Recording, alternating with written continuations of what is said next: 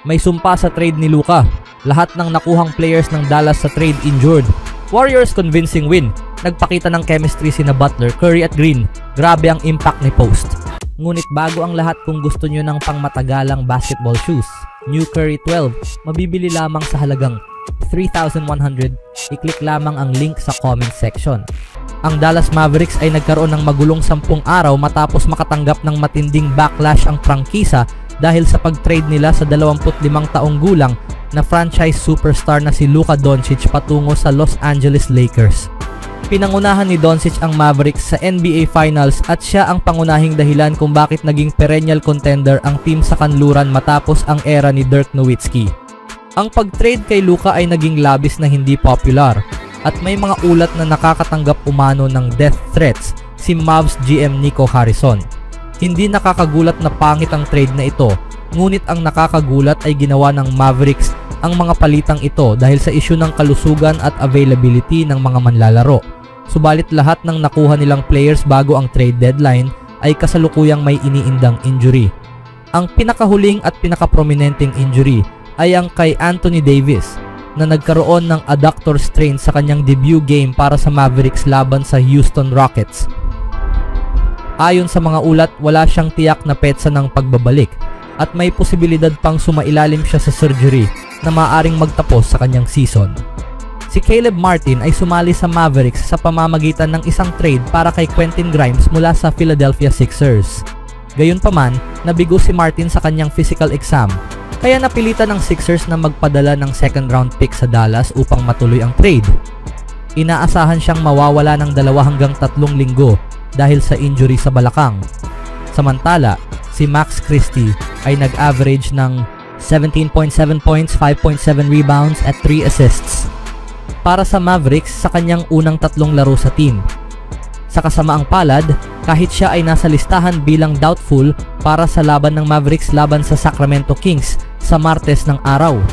Isa sa mga pangunahing dahilan ng pag-trade kay Doncic ay ang kanyang hindi pagiging available ngayong season dahil nakapaglaro lamang siya ng 22 laro bago siya ma-injure noong Pasko. Iniuugnay ng Mavericks ang kanyang pagkawala sa kanyang timbang at mahinang kondisyon na umano'y nagpapataas ng kanyang posibilidad na magka-injury. Dahil dito, mas pinili ng Mavericks na i-trade siya kaysa bigyan siya ng supermax contract sa off-season. Nakakatawa para sa mga fans na tawaging Doncic curse ang injury issues ng Mavericks dahil ngayon ay tunay nilang nararanasan ang hindi pagiging available ng mga kapalit ni Doncic sa halip na ang mga haka-hakang magiging problema niya sa hinaharap na siyang dahilan ng trade. Dahil inaasahang magbabalik si Doncic at magde-debut para sa Lakers sa Martes ng laban sa Utah Jazz, lalong nagmumukhang ironic ang trade na ito. Hindi naman seryoso ang injury ni Christie at maaaring magpatuloy siyang maglaro ng maayos kahit may mga nawawalang players sa rotation. Posibleng siya ang maging bagong paborito ng Mavs fans dahil sa kanyang two-way playstyle at potential bilang isang championship caliber na manlalaro. Ngunit kahit ano pang mangyari, masakit para sa mga fans ang kahit anong title bid nang wala si Doncic, lalo na kung patuloy na mawawala si Davis dahil sa injury. Si Anthony Davis ay matagal nang naging usapan ng mga joke tungkol sa pagiging injury prone, ngunit natahimik niya ang kanyang mga kritiko matapos makapaglaro sa 93% ng lahat ng laro ng Lakers sa nakalipas na 2 season. Gayunpaman na-trade siya habang may abdominal strain at ngayon ay agad na na-injure muli, na nagkaroon ng groin strain matapos niyang puwersahin ang kanyang pagbabalik dahil sa lumalakas na backlash mula sa fans. Kaunti lang ang mga kilalang sumpa sa kasaysayan ng NBA, ngunit kung manalo ng titulo si Doncic sa LA at hindi makontrol ng Mavericks ang kanilang injury problems, palaging ituturo ng mga fans ang kamalasan ng Mavericks bilang bahagi ng Doncic curse. Anong masasabi nyo dito mga kaibigan? Samantalang pag-usapan naman natin ang laban sa pagitan ng Golden State Warriors at ng Bucks, pangalawang laban ni Jimmy Butler bilang miyembro ng Warriors. Sa unang panimula ng laro, 3 agad ang palitan ng 2 panig. Unang nakuha ito ng Bucks mula kay Prince bago nakabawi sa kabila mula kay Stephen Curry, 3 sa corner mula sa pass ni Butler. Lillard gustong subukan ang depensa ni Butler, basket nag-step back jumper over Jimmy. Wala nang 10 at kalahating minuto sa unang quarter, Butler nagmamadali. Nakita si Buddy Hield na nagdala sa isang wide open layup. Ang sumunod, Buddy Hield versus Lillard. Basket ang tres ni Hield para dalhin ang Warriors sa 10 puntos. Buddy Hield ulit agresibo, nagmamadali patungo sa dulo. Basket ang off the window layup over sa dalawang defender ng Bucks. Butler nakatanggap ng pass mula kay Curry sa labas. Basket ang hard drive sa ilalim. 6.5 minuto sa quarter. Nakagawa ulit ng isa pang tres si Curry mga kaibigan. Mula sa pass ni Payton, dito na nag-timeout ang Bucks. Sa pagbabalik, Moses Moody agad ang nagsimula. Isang tres ang binitawan sa corner. Basket. Hindi naman nagpahuli si Curry, sinundan ito ng isang tres pasok. Kuzma tumutulong din dito sa Bucks. Pasok ang hook shot. Sa ikalawang quarter, hindi nakapuntos ang Warriors dito hanggang sa nagtagumpay ang baseline drive ni Moses Moody over Brook Lopez. Ngunit nakabawi naman si Lillard sa isang tres malapit sa logo. Wala nang 6 na minuto sa pangalawang quarter. Lillard gustong pwersahin si Curry. Gumawa ng magandang pass patungo kay Hield.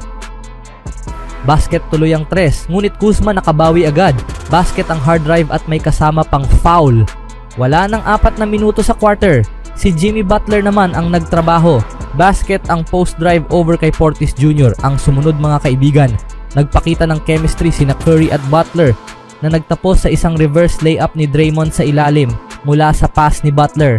Nakakasabay talaga si Jimmy sa play ng mga veterano. 2 minuto ang natira sa quarter. Curry nakahanap ng paraan para maging open. Pasok ang hook shot. Seconds to play mga kaibigan. Nagparamdam ulit ang chemistry ng mga veterano. Jimmy nakatanggap ulit ng pass mula kay Curry na naghatid ulit sa isang easy score kay Draymond sa ilalim. Sa ikatlong quarter, bigay agad ang puntos. Nakakuha ng steal si Buddy Hield na naghatid sa isang easy fast break point. Nahanap ni Green si Curry sa ilalim. Basket ang layup, muntik pang lumabas. Curry nagpatuloy ang agresibong paglalaro. Basket ang atake sa paint gamit ang isang rainbow layup. 5.5 minuto sa quarter. Curry ulit mga kaibigan. Iniwan ng mga Bucks defender na open na itama ang isang tres. 4 na minuto sa quarter na ito. Magandang passing ang nangyari sa Warriors. Curry to Looney, Looney to Gary Payton para sa isang alley-oop dunk bago nangyaring pasukin ni Curry ang depensa ng Bucks na nakapuntos sa isang hard drive at may kasama pang foul.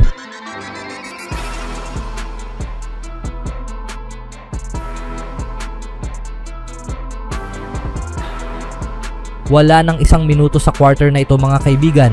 Jimmy gusto na mag-take over sa scoring. Basket ang play sa post.